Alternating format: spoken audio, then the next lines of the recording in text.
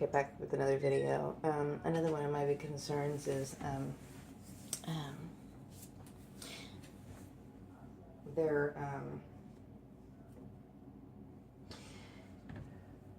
reluctancy to show proper consideration and the desperate need to the desperate need of some, women who are victims of this program. I mean, I can see why people get involved in these issues. I really can. They're very serious. I mean, no, in this case, I mean, I would say that there's a lot of it has to do with my race. It does. But I know a lot of women just in general are running from their spouses. And, for example, they might be victims of, this is domestic abuse. It is, okay? It's domestic abuse. If somebody's manipulating your job, they're taking things from you, tangible things from you, they're stealing things from you, they are doing things to you, it's abuse, okay? Now, some people, like I said, are getting physically abused, and then they're trying to run from their spouses, and you got people like, these equal opportunity employers that are like willing to take phone calls from spouses and just put this stuff in action. I mean, I don't. Wow, you know what I mean? I don't even know what to say. It's like, wow, women are in danger right now. I know a lot of women get targeted anyway. They do. I would say most women are targeted because there's a lot of women who hit a certain age group, and if that seems weird to some people, because some people, like for example me, they're not eager to go out and get married or whatever, and the reason why is because they are very well aware that abuse is out there. It's out there, and sometimes they want to send perks your way, or they want to change your way of living because they think, well, you need to be with somebody. I remember somebody, I think her name was Tammy. I think they were like, her name was Tammy, I think her name was. She was doing some videos. She was basically saying that they had set up a line of people who they thought that she should be with. And now in her case, I don't know if she came from an abusive family or whatever. She was just, I think this girl was just going to school and trying to get herself established or whatever. I don't think she had any history of abuse or anything like that. But in my case,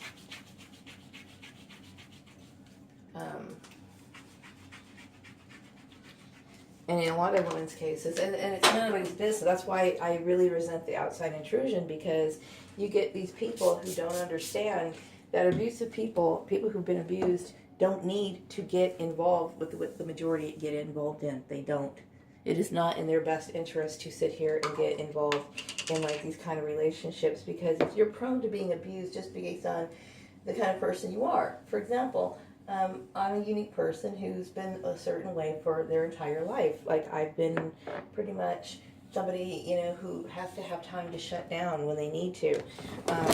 So there's times where, like, somebody might be all up and happy, bubbly or whatever, and I need time to unwind and adjust, and I need to know myself. And this person could literally destroy you. I mean, I have to be very careful about who I'm compatible with or whatever. And then also just sending people like perps, people that I've come in contact with, to me, are abusive on some level. If you're calling me up and wasting my time for job interviews, that's a form of abuse, okay? So why would I want to be in connection with somebody who's associated with these people? Because I believe that their behavior towards me is abusive. But take for example, what's her face? The lady over at Passive Aggressive Stupidity. I don't know this woman very well. I've only met her once, twice, 2 times, I think. And, she's a part of this group, right? She's a part of the collective group. And, I'm sure she doesn't flat out hate me, but she's a part of that group, and she's a perp nonetheless, right? Well, you know what? Her response to me in a very serious situation is abusive. Same way with Wayne Long, his response is abusive. You know, oh, I'm going to turn around and sue you. Oh, I'm sorry, my life is on the line. I'm just concerned because, you know, I can't pay my bills. And even worse, at this moment, I've come to the realization, even that, I didn't come to the realization back then, but I realized that I'm a victim of domestic abuse, a domestic stalking. My, you know, husband's manipulating my employment so he can further abuse me. And you know what? I don't really need somebody threatening to sue me at this point. You know what I mean? So the perps that get involved become abusive regardless. They become abusive. You know what I mean? And they set you up in employment environments, and they're abusing you there because they feel like they have the right to speak to you in a certain way and whatnot. So it becomes a big entanglement of more abuse, all initiated from the original perpetrators. So, no, I have to be very careful. You know what I mean? I have to be very, very, very careful about who I meet and who comes into my life and what kind of friends I have. You know what I mean? So I would think that most of my friends would probably be targets themselves, if even they can be friends or connections. Because I will tell you, just because you're a target doesn't mean that you're going to be a good person. Because I've known some people who were targeted before.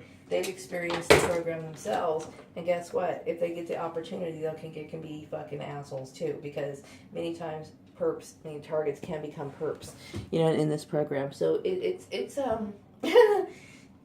something that you have to be very careful of. Now, some people they think, well, what's the big deal? Why can't you just be friends with these people? Why? And why can't I feel secure and safe with these people?